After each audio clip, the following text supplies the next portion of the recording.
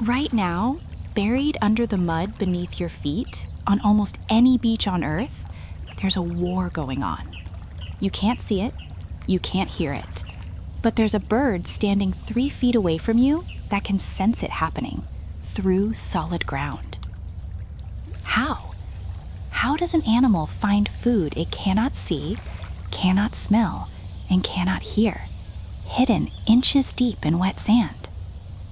The answer involves a beak that works like a metal detector, a gut that can shrink itself on command, and a bird that might fly farther in 1 week than you will drive in your entire life.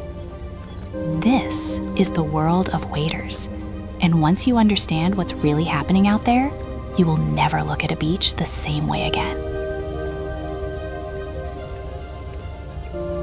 Waders hunt worms, clams, and shrimp that live buried in mud or sand. There's no way to see them, no way to smell them through wet ground. So how do you hunt something you can't detect? Think about that for a second. Imagine trying to find your keys in a swimming pool full of sand. Species like the godwit and the knot evolved a beak tip packed with tiny sensory organs called Herb's corpuscles. These detect pressure changes in the mud caused by a buried creature moving or breathing nearby. The beak isn't just a tool for grabbing. It's a remote sensor, reading vibrations through solid ground the way your fingertip reads Braille. Here's the strategic twist. Some waders can actually open just the very tip of their beak while it's still buried in the mud, without opening the whole bill. Imagine reaching your whole arm into a jar, but only being able to open your fingertips at the very bottom. That's the level of precision we're talking about. A mud flat looks like an open buffet for everyone. But not all real estate is equal. Some patches have 3 times the food of others. Who gets the good spot? Waders establish dominance hierarchies based on size, arrival time, and aggression. Larger species like curlews often displace smaller sandpipers from their richest feeding zones, forcing smaller birds into marginal ground or the risky edges near the waterline. This isn't random bullying, it's a calculated trade-off. Smaller birds accept a worse feeding spot in exchange for something valuable. Standing closer to the group means more eyes watching for predators. It's rent paid in food for protection in numbers. Different waders need to access different water depths without competing directly for the exact same food. Notice the leg lengths. Avocets, stilts, plovers, and sandpipers all have different leg-to-body ratios. This isn't decoration, it's a depth access strategy. Longer legs mean deeper wading, which unlocks food sources shorter-legged competitors physically cannot reach. Line up 5 wader species on the same beach, and they're not actually competing for the same food at all. They've split the water column into vertical lanes, like different floors of the same building, each species mining a different depth for resources. Breeding grounds in the Arctic are only food-rich for a few short weeks a year. Miss the window, and there's nothing to raise chicks on.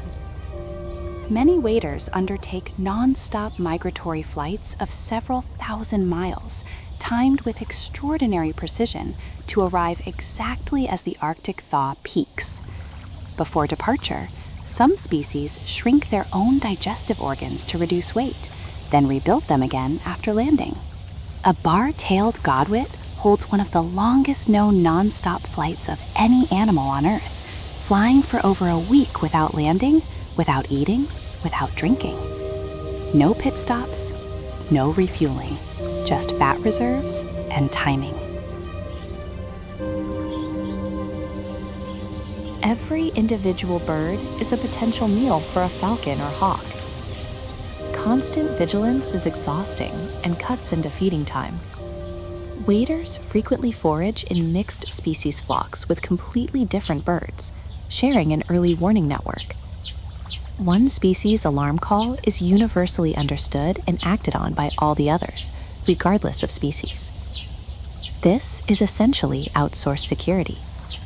A flock isn't just a crowd, it's a shared intelligence system where every extra bird, even one that isn't your own species, is another sensor working for your survival for free. Attracting a mate requires standing out, but standing out gets you eaten by predators the rest of the year.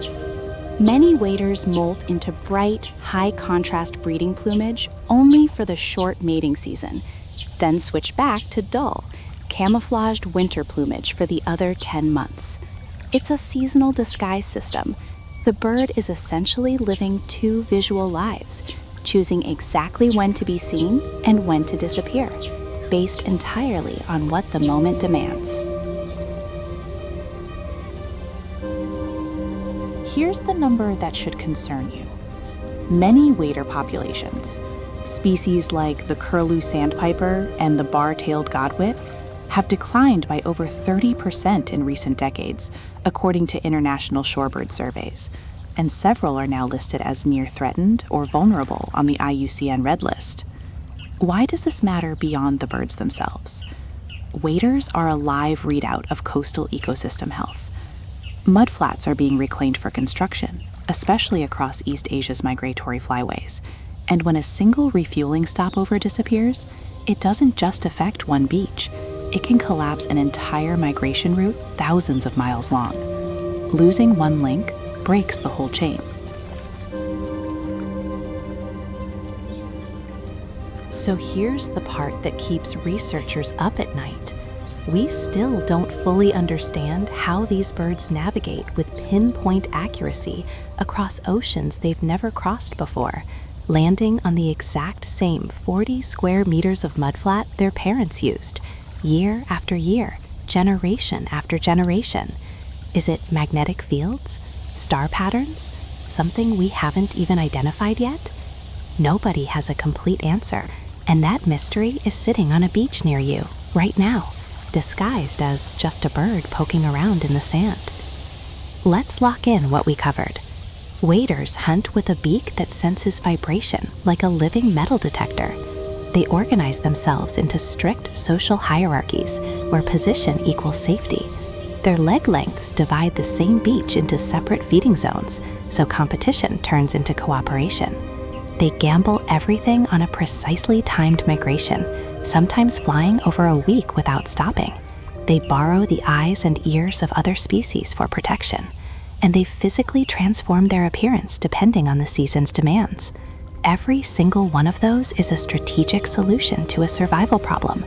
Nothing about it is random. And here's the uncomfortable truth to sit with. Many of the mudflats these birds depend on for that entire strategy to work are disappearing faster than scientists can study them, which means the next chapter of this story, whether these ancient migration routes survive another century, hasn't been written yet. So here's what I want from you. Think about everything you just learned about waders, the sensing beak, the hierarchy, the migration gamble. What's the one fact that surprised you the most? Drop it in the comments below. I want to hear your take.